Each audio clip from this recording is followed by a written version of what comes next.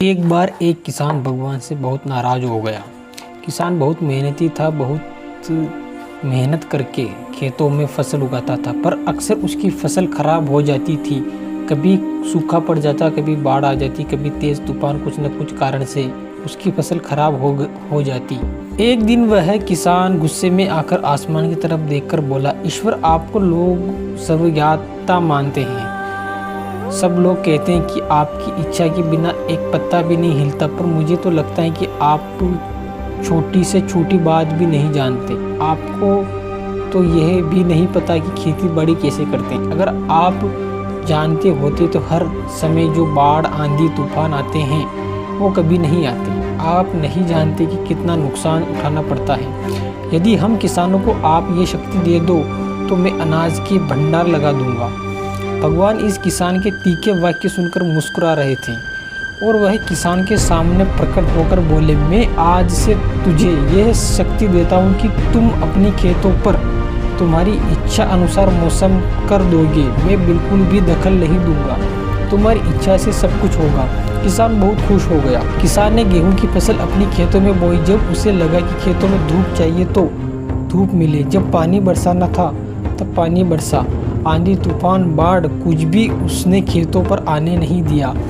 किसान के खेत में इस बार ऐसी फसल हुई जो कि पहले कभी नहीं हुई थी।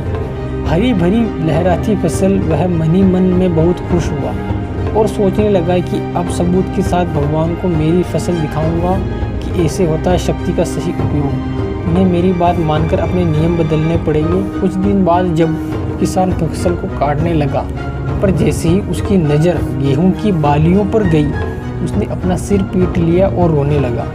गेहूं की एक भी बाली के अंदर गेहूं का दाना नहीं था। सारी बालियां अंदर से खाली थी। किसान बहुत दुखी हो गया। उसने रोते हुए भगवान को फिर पुकारा, ईश्वर, तुमने मेरे साथ ऐसा क्यों किया? भगवान बोले, पुत्र, यह तो होना ही था। तुमने पौधों को संघर्ष करने का मौका ही नहीं दिया, ना ही तुमने उन्हें आंधी से जूझने दिया, न बाढ़ से लड़ने दिया और ना ही तेज धूप में तपने दिया। एक भी चुनौती का सामना तुमने उन्हें नहीं करने दिया। इसलिए सारे पौधे अंदर से खोखले हो गए। जब आंधी, तूफान, तेज बारिश और तेज धूप पड़ती, तभी ये पौधे अपने अस्तित्व को बचाने के लिए संघर्ष करते और इसी संघर्ष से एक बल पैदा होता जिसमें शक्ति होती है, ऊर्जा होती है। तुम्हें उन्हें कठिन परिस्थितियों से गुजरने ही नहीं दिया जहाँ उनके अस्तित्व का जन्म होता। सारी बालियां इसलिए खाली हैं, इसमें गेहूं का एक भी दाना इसलिए नहीं है क्योंकि तुमने उन्हें संघर्ष कराया ही नहीं। इसी तरह यदि तुम्हारी ज़िंदगी में कोई संघर्ष ही ना, कोई चुनौती ना हो, तो हम भी गेहूं की बालियों की तरह खोखले रह जाएंगे। हमारा कोई अस्तित्व नहीं रहेगा।